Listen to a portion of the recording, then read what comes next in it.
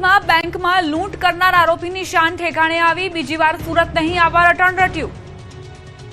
હોસ્પિટલના સ્ટ્રેચર પર દર્દથી કણસતો અને માફીની ગુહાર માંગતો અને આજીજી કરતો આ સીધો સાદો લાગતો યુવાન બેંક લૂંટનો ખૂનખાર આરોપી છે, જેને પોલીસે એવો સબક શીખવ્યો કે સુરત તો શું બીજી વાર ગુજરાત પણ નહીં આવવાની આજીજી કરી રહ્યું છે।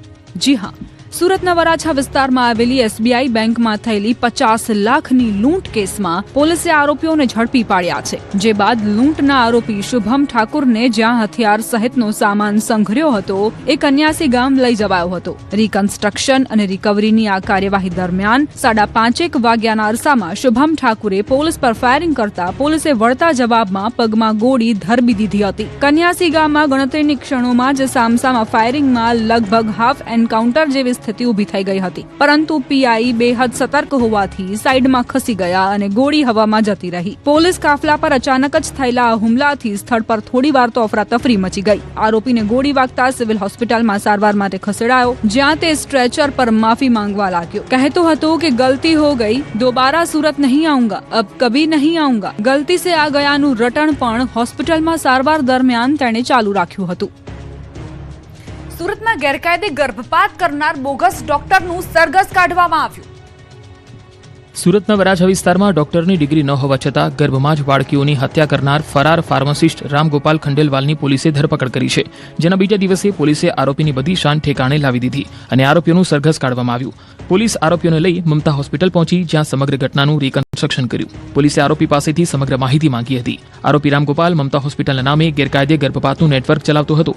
નવેમ્બર 2025માં પણ આ જ રામગોપાલ શિવાય હોસ્પિટલના નામે ગર્ભપાત કરતા પકડાયો હતો। તેની સામે ફોજદારી ગુનો નોંધાયો હોવા છતાં કાયદાના જરાય ડર રાખ્યા વગર તેણે માત્ર 6 મહિનાના ટૂંકા ગાળામાં જ એ જ જૂના સ્થળે મમતા હોસ્પિટલનું નવું બોર્ડ મારી ગેરકાયદે પ્રવૃત્તિ શરૂ કરી દીધી હતી। આરોપી એટલો બેખોફ હતો કે તે 10,000માં ઘરે જઈને ગર્ભ પરીક્ષણ કરી આપતો અને 15,000માં અસુરક્ષિત રીતે ગર્ભપાત કરી આપવાની સુવિધા પૂરી પાડતો।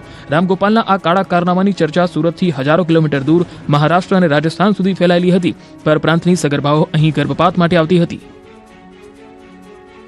ગુજરાતના આરોગ્ય મંત્રી પ્રફુલ પાનસેરિયાનો નાયક ફિલ્મ જેવો અંદાજ, હોસ્પિટલની સરપ્રાઇઝ મુલાકાત લેતા ડોક્ટરોમાં દોડધામ। ફિલ્મી પડદે તો તમે નાયક જોયો હશે, પણ સુરતની સિવિલ હોસ્પિટલમાં અસલી નાયક જોવા મળ્યા।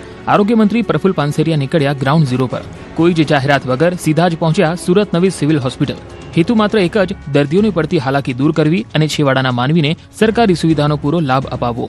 મંત્રીએ માત્ર દર્દીઓ જ નહીં પણ કર્મચારીઓની સમસ્યાઓ પણ જાણી। આરોગ્ય મંત્રી કોઈ સૂચના વગર સીધા જ હોસ્પિટલ પહોંચી જતા હોસ્પિટલના સ્ટાફમાં દોડધામ મચી ગઈ હતી। પોતાના પાપ અને વાંધાજનક વસ્તુઓ છુપાવવા માટે નાસભાગ કરવી પડી હતી। જો કે શરૂઆત સુરતથી થઈ છે, પરંતુ હવે ટૂંક સમયમાં આખા ગુજરાતની હોસ્પિટલનો વારો છે।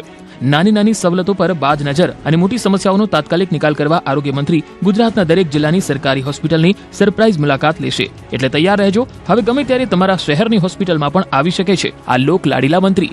દર્દીઓને પડતી તમામ હાલાકી દૂર કરવા અને કર્મચારીઓને પડતી સમસ્યાઓ જાણી તેનો નિકાલ થાય તે માટે તેઓ રૂબરૂ આવશે। અહીંયા રૂબરૂ આવીએ તો ખ્યાલ આવે કે દર્દીઓને શું તકલીફ છે, કેવા પ્રોબ્લેમ છે, અમારા કર્મચારીઓનો શું પ્રશ્ન છે, એમની પણ